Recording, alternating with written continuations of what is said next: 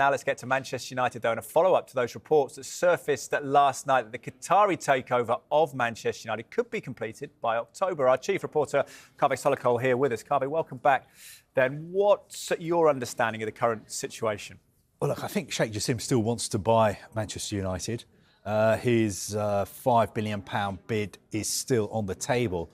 But I think sources close to the Qatari bid believe that the process has stalled. And they're concerned that the Glazer family don't actually want to sell Manchester United. Now, Sheikh Jassim is not going away, is what we're being told. He remains committed to buying Manchester United. And he's made 5 bids to buy the club. But his final bid was 11 weeks ago, the 7th of June. And he's been waiting and waiting for the Glazers to decide whether they actually want to sell Manchester United. And the Glazers have never publicly come out and said they actually want to sell the club. All that happened is last November, a statement was released basically saying they were looking for new investment and that could potentially lead to a sale of the club. The process has now dragged on for a very, very long time. But I suppose there is some good news for Manchester United supporters who want new owners to come in, that the leading bidder, most people would say Sheikh Jassim, although he hasn't really heard anything for, 11 weeks, he's still committed to buying Manchester United. And he'd wipe out that debt as well. So why is it taking so long? What is the key? Is it purely a decision to be made by the Glazers? I think there's 2 ways to answer that. The first one is Manchester United isn't owned by one person. It's owned by various members of the Glazer family. And they will have different opinions about whether they should sell the club, whether they should sell it to the Qataris, whether they should sell it to Jim Ratcliffe, because that would be a phased takeover, so some of them would still be involved, or whether just to sell, a small stake. So different opinions within the family. I think another factor is, I'm sure you will have noticed, there is a lot of American money pouring into English football and European football. A lot of bankers in America are saying, look, English football is undervalued. Look what's happening at Wrexham. For instance, what's happening at Birmingham City, what's happening at Chelsea. Now is the time to get in. This is an opportunity for you to make money.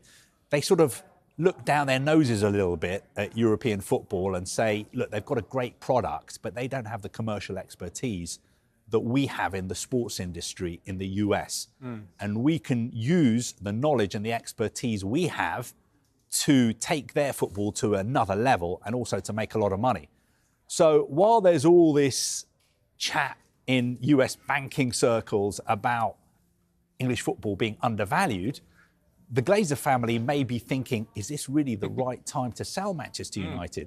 Because some of the people we know in the US are piling into English football and investing in English football because they believe there's a lot of money to be made.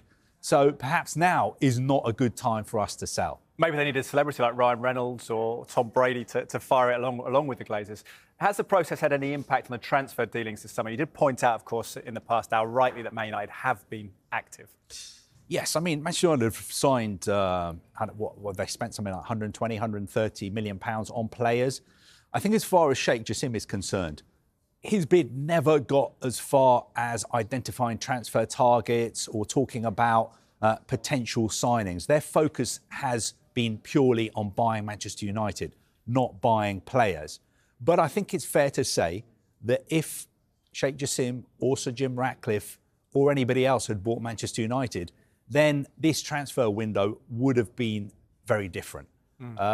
And I've been told that that could still be the case in the future. Because, for instance, if Sheikh Jassim buys the club, it would be a fresh start for United. There would be a new way of doing things. He wants to invest in the infrastructure, in the men's team, the women's team, in the academy. And of course, he wants to invest in the transfer market as well. So I don't think anyone connected with the bid would come out and say it themselves. But I think my understanding of the situation is that, yes, the transfer window would have been different if the club had been sold. That's a no-brainer. Absolutely. Okay, Kaveh, thank you very much for now.